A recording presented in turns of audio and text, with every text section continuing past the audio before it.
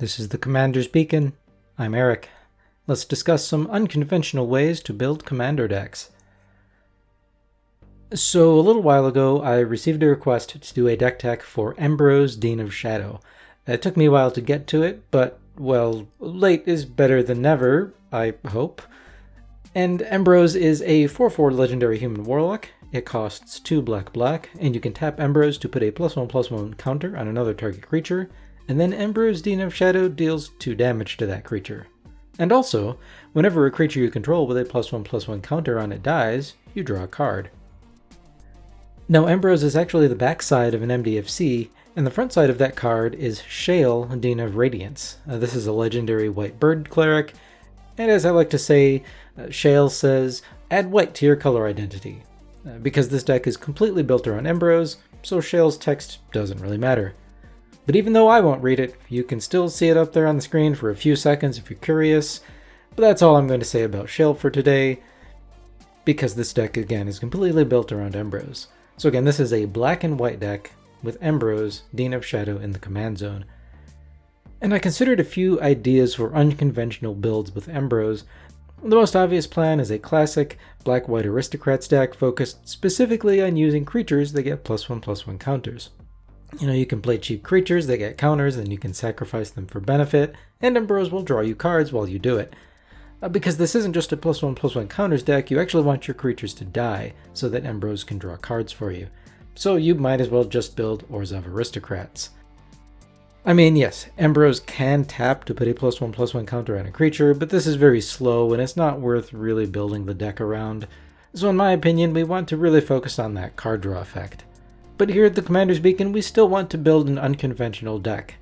And I eventually realized that Modular works really well with Embrose. So Modular is a mechanic that appears on a pretty small number of artifact creatures. A creature with Modular enters the battlefield with some number of +1/+1 counters on it. In the case of Arcbound Stinger here as an example, it has Modular 1, so it enters the battlefield with 1 +1/+1 counter. And when a creature with Modular dies, you get to put +1/+1 counters onto another artifact creature equal to the number of +1/+1 counters that your Modular creature had on it when it died. So in our example here, if Arcbound Stinger has 1 +1/+1 counter on it and it dies, then we get to put a +1/+1 counter on another artifact creature. And of course, Embrose will draw us a card because Arcbound Stinger died. So Modular creatures want to die to transfer their counters to other creatures, and all Modular creatures enter the battlefield with +1/+1 counters, and Embrose wants our creatures with +1/+1 counters to die so we can draw cards. And what's really cool here is that unlike other +1/+1 counters you might use in a generic Embrose deck, if we use creatures with Modular, we basically get to keep those +1/+1 counters when one of our Modular creatures dies. We just transfer them to another creature. So our creatures can get really big over time. So Modular actually works really well with Embrose. Now, just as I was getting ready to prepare this video, we got spoilers for Modern Horizons 2, including a new legendary Modular commander, that is Zabaz the Glimmerwasp. Zabaz costs 1, it has Modular 1, and it says if a Modular triggered ability would put 1 or more +1/+1 counters on a creature you control, that many +1 of those +1/+1 counters are put on it instead. Zabaz also lets you pay red to destroy an artifact you control, and you can pay white to give Zabaz flying until end of turn. And I mention Zabaz because as long as we're considering a Modular themed deck, we have to ask ourselves, is it better to just build around this new, obviously Modular themed commander? So let's compare. First, Zabaz will cause any of your Modular creatures dying to put an additional +1/+1 counter onto the artifact creature. For example, if our Arcbound Stinger with 1 +1/+1 counter on it dies, and Zabaz is on the battlefield, then we'll get to put 2 +1/+1 counters on another artifact creature instead of just 1. Also, Zabaz is essentially a sacrifice outlet for our Modular creatures, because we can pay red to destroy an artifact we control, so this lets us move those +1/+1 counters around whenever we want between our Modular creatures. Embrose, on the other hand, can only somewhat sacrifice creatures if they have 1 toughness or less, because he can tap to put a +1/+1 counter on them, bring their toughness up to 2, and then it deals 2 damage to them so they die. Or, of course, if that creature has 2 or more toughness, then Embrose just basically gives it another +1/+1 counter by tapping without killing it. So both Embrose and Zabaz can add +1/+1 counters to our creatures. Zabaz can only do it when your modular creatures die, but there's no limit to how many times Zabaz can add extra counters. You get 1 extra counter for each modular creature that dies. Embrose, on the other hand, has to tap, so you'll mostly be limited to putting out 1 +1/+1 counter with Embrose per turn. However, as is quite obvious, Embrose also has card draw stapled on it, which is actually very, very cool. With Zabaz, you'll need to find other sources of card advantage. And Zabaz has the Boros color identity, which is admittedly getting better, but you'll still be limited when it comes to card draw. So because Embrose can more universally apply +1/+1 counters to our creatures, even if it is slow, and because Embrose can draw us cards, I think it's still a worthwhile commander for a modular deck, even though Zabaz now exists and obviously wants to claim the title of best modular commander. I think Embrose can reasonably challenge Zabaz to this title. But one problem we'll have, no matter who's commanding our modular deck, there are only 15 creatures in all of Magic that have modular. 2 of them have red in their color identity, so Embrose can't play them. And of the remaining 13, well, many are not impressive. Like a 5-mana 3/3 with no abilities other than modular. Or a 7-mana 4/4 with First Strike. Yes, 7 mana. And there are others like these. When you play with modular, just be prepared to pay a lot of mana for your creatures. So we'll need to supplement our deck with other artifact creatures that can receive those +1/+1 counters when a modular creature dies, just because there's not enough modular creatures to fill our deck. And I really wanted to focus on making sure that most or all of the creatures in this deck, number 1, are artifact creatures, so they can receive those +1/+1 counters from a modular creature dying. And number 2, I wanted most of these creatures to come with their own +1/+1 counters. Embrose rewards us with card draw when a creature with a +1/+1 counter dies. And I wanted to make it as simple as possible to enable this benefit. I don't want to have to jump through extra hoops just to put +1/+1 counters on my creatures. So we don't want to get distracted with generic artifact good stuff. If it doesn't come with +1/+1 counters or enable our sacrifice and recursion effects, there's really no space for it in this deck. So with this deck, we're going to use modular creatures and sacrifice effects to grow our team's +1/+1 counters. We'll use Embrose's card draw to keep our strategy going, and we'll win with either big creatures in combat or with creatures that can take advantage of all those +1/+1 counters. So let's go over what's in the deck, starting with all those artifact creatures that get +1/+1 counters, modular and otherwise.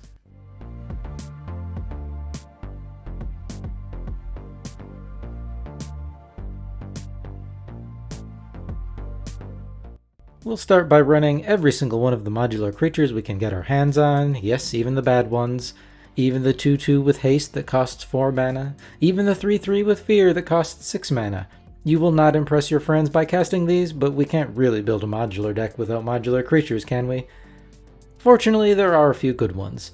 Arcbound Reclaimer lets us recover our sacrificed artifacts from our graveyard, even though they go to the top of our library instead of to our hand. There's Arcbound Mouser, Arcbound Stinger, Arcbound Worker. These are fairly generic, cheap modular creatures, but that also makes them pretty good sacrifice fodder and card draw triggers with Embrose. Of course, we'll also use Arcbound Ravager, which is a modular creature and a sacrifice outlet in one. It lets you sacrifice an artifact to put a +1/+1 counter on it, at instant speed for free. It can also sacrifice itself, and it's modular. So basically, it lets you distribute your +1/+1 counters from any modular creature onto any other creature anytime you want, at instant speed. Arcbound Ravager is a modern staple for a reason, and it's great here too. But again, there aren't enough modular creatures to build a full 100 card deck in a singleton format, so we'll rely on other artifact creatures that enter the battlefield with +1/+1 counters as well. These creatures can receive the +1/+1 counters from the death of a modular creature, but they can't pass them on to another creature when they die. A Hangerback Walker costs XX, and it enters the battlefield with X +1/+1 counters, and when it dies, you create a 1/1 Thopter creature token with flying for each +1/+1 counter it had on it. You can also tap Hangerback Walker to put a +1/+1 counter on it. So Hangerback Walker is a great recipient for all of those extra +1/+1 counters when one of your modular creatures dies, and with all of our sacrifice outlets, we can easily sacrifice Hangerback Walker to make those Thopter tokens. And then we'll use our artifact recursion effects to get it back from the graveyard and use it again and again and again. We can weaponize our +1/+1 counters with Triskelion, Walking Ballista, and the new Monoskelion. Triskelion costs 6 and it enters the battlefield with 3 +1/+1 counters. You can remove a +1/+1 counter from it to do 1 damage to any target. A Walking Ballista, if you haven't heard of it by now for some reason, costs XX and it enters with X +1/+1 counters. It also lets you remove a +1/+1 counter to do 1 damage to any target. You can also pay 4 to put a +1/+1 counter on Walking Ballista, which lets you easily turn infinite mana into infinite damage. Now Monoskelion is the new one for Modern Horizons 2. It's a 2 mana 1/1 that enters with a +1/+1 counter, and again you can remove a +1/+1 counter from it to deal 1 damage to any target. But unlike the others, Monoskelion makes you pay 1 mana for this effect, so that's actually a lot worse, but it's still decent and it is redundancy, and it's only 2 mana to cast, so we'll take it. We can also use those X mana cost artifact creatures like Stonecoil Serpent. This one costs X to cast, it enters the battlefield with X +1/+1 counters. It also has reach and trample and protection from multicolored, so it's a pretty good beater too. And of course we'll play Steel Overseer. This is a 2 mana 1/1 that can tap to put a +1/+1 counter on each artifact creature you control. Now we'll use artifact creatures with +1/+1 counters for utility as well. Etched Oracle is a 4 mana artifact creature with Sunburst. It enters the battlefield with a +1/+1 counter for each different color of mana spent to cast it. Now we're playing a 2-color deck, so Etched Oracle will typically only enter with 2 +1/+1 counters. Etched Oracle also lets you pay 1 and remove 4 +1/+1 counters from it to draw 3 cards. So we won't be able to draw cards with Etched Oracle immediately, but as soon as we can put more +1/+1 counters on it, either with Embrose or when our Modular Creatures die, then the card draw that we get from Etched Oracle is really solid. Again, it turns 4 +1/+1 counters into 3 cards, which is a better rate than you would get on the comparable Mindless Automaton, which also costs 4 mana, and it enters with 2 +1/+1 counters, and it requires you to remove 2 counters to draw a single card. And then there's Crystalline Crawler. This is another 4 mana artifact creature that enters the battlefield with a +1/+1 counter on it for each color of mana spent to cast it. So again, it'll enter with 2 +1/+1 counters most of the time in this deck. And this one lets you remove a +1/+1 counter to add a mana of any color. And you can do this as many times as you want each turn. It doesn't need to tap, which is nice. You can also tap Crystalline Crawler to put a +1/+1 counter on it. So those are some of our creatures that come into play with +1/+1 counters, or otherwise put +1/+1 counters on our creatures, so that we can draw cards with Embrose when they die. We do have other creatures in the deck of course too, but we'll talk more about those later. For now, let's move on to our sacrifice and recursion effects.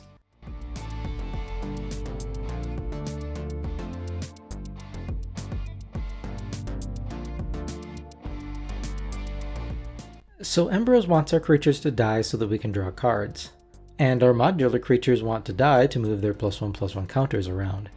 But we'll run out of resources pretty quickly unless we can recur those dead creatures from the graveyard. Fortunately, we are in Orzhov colors, and we're playing with artifacts, so that's pretty easy to do. First, let's talk about our artifact recursion. Now, if we're playing with artifact creatures and we're in black, then we can use Skeleton Shard. Now, this is just pure value. This is a 3 mana artifact. You can pay 3 and tap it, or you can pay black and tap it, to return target artifact creature card from your graveyard to your hand. This is great. There's also Scarecrow. This is a 3 mana artifact creature that lets you pay 4 and tap it to return an artifact creature from your graveyard to the battlefield, which is also great. Now, Scarecrow was like $15 or something like that until it was reprinted, I think, in Jumpstart, and now it's $3. Just be aware that some creatures don't want to be recurred directly to the battlefield, like Walking Ballista, Hangerback Walker, Stonecoil Mystic. When you do recur these directly to the battlefield, they'll have 0 +1/+1 counters, so they'll be 0/0s and they'll die immediately, so don't do that. But Scarecrow can repeatedly recur most of our other artifact creatures directly to the battlefield for just 4 mana each. There's also Together Forever. This enchantment costs white, and it says pay 1, choose target creature with a counter on it. When that creature dies this turn, return that card to its owner's hand. So this is dumb. I mean, your opponents have to remove this or you get all of the value. All of your creatures for the most part enter the battlefield with +1/+1 counters in this deck, so Together Forever basically says when a creature you control dies, pay 1 to return it to your hand. Together Forever also has support too, when it enters the battlefield, which lets you put a +1/+1 counter on each of up to 2 target creatures. And then there's Atheros Shroud Veiled. This is a 6 mana 4/7 god, and it has, at the beginning of your end step, put a coin counter on another target creature. And whenever a creature with a coin counter on it dies or is put into exile, return that card to the battlefield under your control.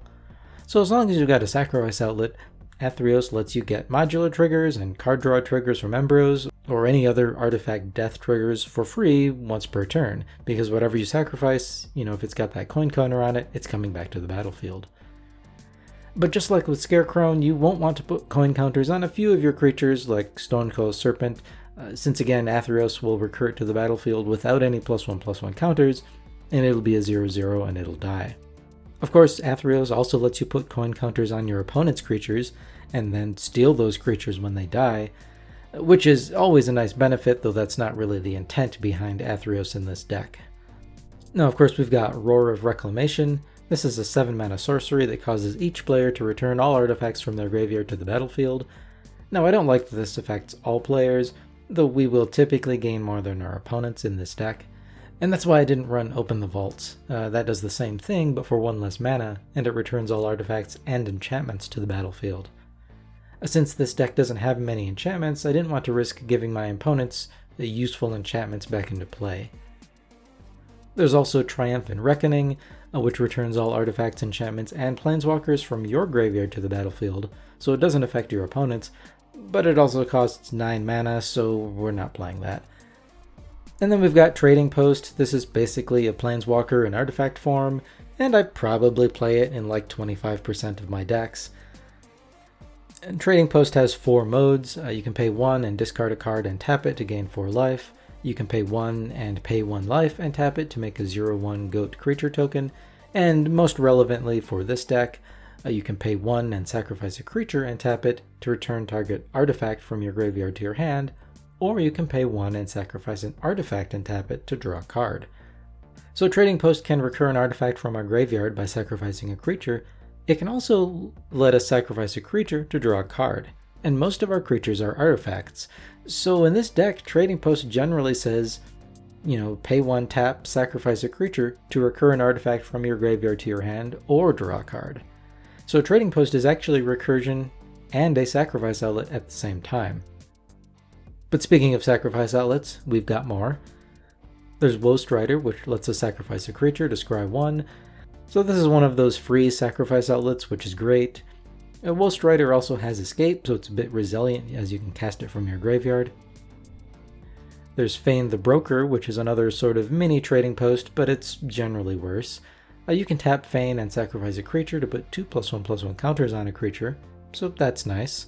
You can also tap Feign and remove a counter from a creature you control to make a treasure. And then finally you can tap Feign and sacrifice an artifact to make a 2/1 Inkling creature token with flying. You'll generally use the sacrifice a creature effect to put 2 +1/+1 counters on a creature, but you may need to use that second ability to produce a treasure token occasionally if you really need the mana ramp. We've got Syndicate Trafficker. This is a 3/1 creature that costs 1 and a black. It lets you pay 1 and sacrifice an artifact to put a +1/+1 counter on Syndicate Trafficker, and it gains indestructible until end of turn. Now you could swap this for Yahenni Undying Partisan, which can sacrifice creatures for free, but I chose Syndicate Trafficker in this deck mainly because it can sacrifice any artifact, while Yahenni can only sacrifice creatures. And we do have a few non-creature artifacts in this deck that like to be sacrificed. But you could swap for Yahenni if you really like it and get similar results. They're not terribly different here. Of course, we'll play Ashnod's Altar and Quark Clan Ironworks. These are artifacts that let you sacrifice a creature, or an artifact respectively, to generate 2 mana. These artifacts are notoriously easy to go infinite with. We can combine either of these, for example, with Together Forever and a 1 mana modular creature like Arcbound Worker, to put infinite +1/+1 counters on our other creatures. And of course, if Embrose is in play, we'll draw all of the cards in our deck too. And although it's not as abusable, we have Souldevi Adnate, which can also generate a bunch of mana for us. This is a 2 mana cleric that can tap and sacrifice a black creature or an artifact creature to add black to our mana pool equal to that creature's mana cost. And finally, all those overcosted modular creatures turn into value when we can sacrifice our arcbound Lancer and create 7 black mana.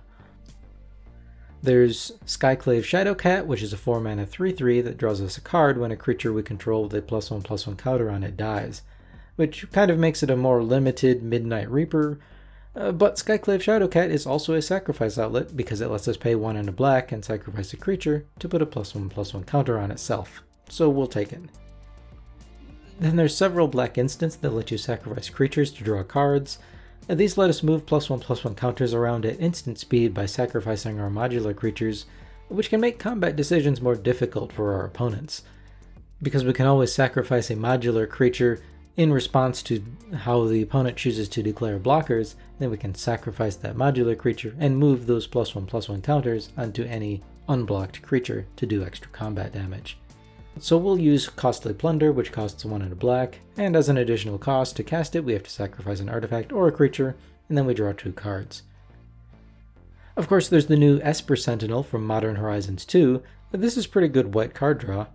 It costs 1 white mana, it's an artifact creature that's a 1/1, and it has whenever an opponent casts their first non-creature spell each turn, draw a card unless that player pays X, where X is Esper Sentinel's power. So by itself, our opponents have to pay an extra 1 for the first non-creature spell they cast each turn, or we draw a card. Of course, once we start using our modular creatures to put +1/+1 counters on Esper Sentinel, that card draw becomes more of a guarantee, as our opponents might have to pay 2 or 3 or 5 or something to prevent us from drawing a card. And with all of our artifact recursion, it'll be pretty hard for our opponents to remove it permanently. This card is currently $30, that's a pre-release price as Modern Horizons 2 isn't out yet, but I doubt it'll decrease much, if at all, after release, to be honest. And then finally we'll use High Market and Phyrexia's Core. Both of these are lands that can tap and sacrifice a creature or an artifact respectively to gain us 1 life. Again, most of our creatures are also artifacts, so these are effectively replicates. And these lands tap for colorless mana, but again we're playing a ton of artifacts in this deck, so the fact that they aren't producing colored mana doesn't really hurt us much. Okay, so we've gone over our creatures, our recursion, and our sacrifice outlets. Let's talk about a few more of the synergy pieces we'll be using in this deck.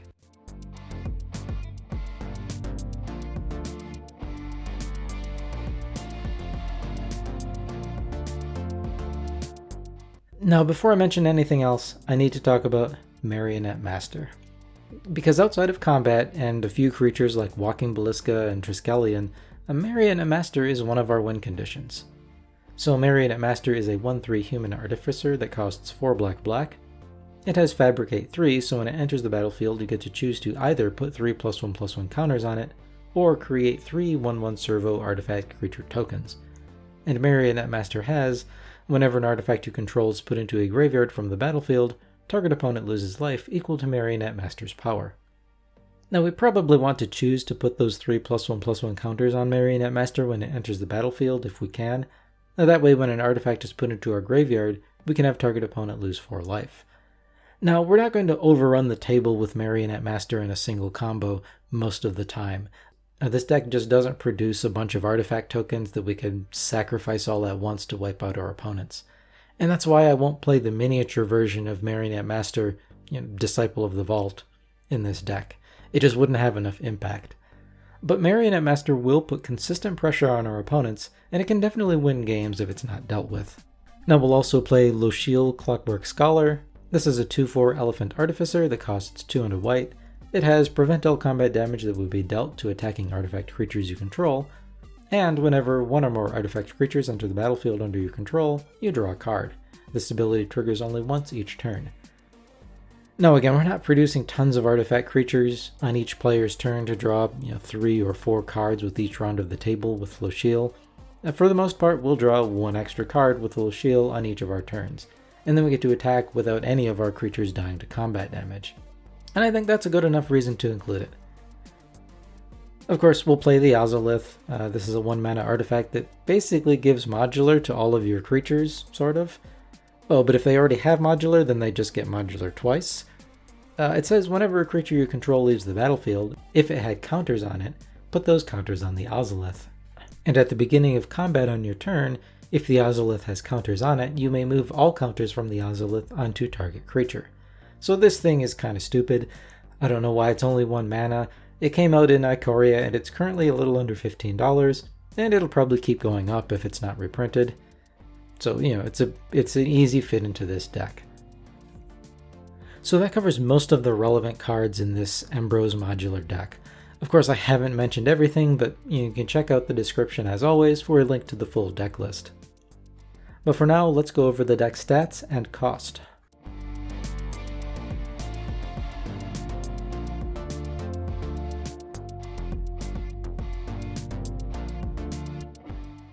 This Embrose modular deck has an average mana value of 3.13, which is not bad considering the atrocious mana cost of some of those modular creatures that we need to run.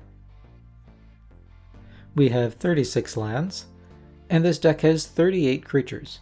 Now of those, 30 of them are artifact creatures, and of those, 25 either enter the battlefield with +1/+1 counters, or have the means to put +1/+1 counters on our creatures. And of those 25, 13 of them have modular, so they can put +1/+1 counters on other artifact creatures when they die. And this deck has 12 pieces of ramp and 6 card draw spells. At first, we want a lot of ramp because, again, those modular creatures aren't cheap, and we'll ideally be casting them and sacrificing them and recurring them and recasting them again and again, so we need the mana. Now, we do only have 6 card draw cards, but that doesn't count our commander, and having card draw in the command zone helps. And a lot of our resources are going to be used recurring and recasting things from the graveyard. This is a form of card advantage as well, but I don't want to go as far as to count graveyard recursion as card draw. Speaking of recursion, we have 12 cards in our deck that can recur artifacts or creatures from our graveyard, and we have 14 sacrifice outlets, so we should have no trouble sacrificing and recurring our artifact creatures again and again. And finally, we have 11 pieces of single target removal and 4 board wipes. At the time of this recording, this deck has a value of $231.62 on tcgplayer.com. I tried a budget build for this deck initially, but we lose cards like Walking Ballista, so we have fewer win conditions outside of combat. We also can't play things like Ashnod's Altar and the Ozolith, so our ability to explosively generate value is also impaired if we build on a budget, and in playtesting I found that the budget version of the deck just had a hard time finishing games. So I don't want to make any budget recommendations at this time because I just don't think the budget version of the deck works very well.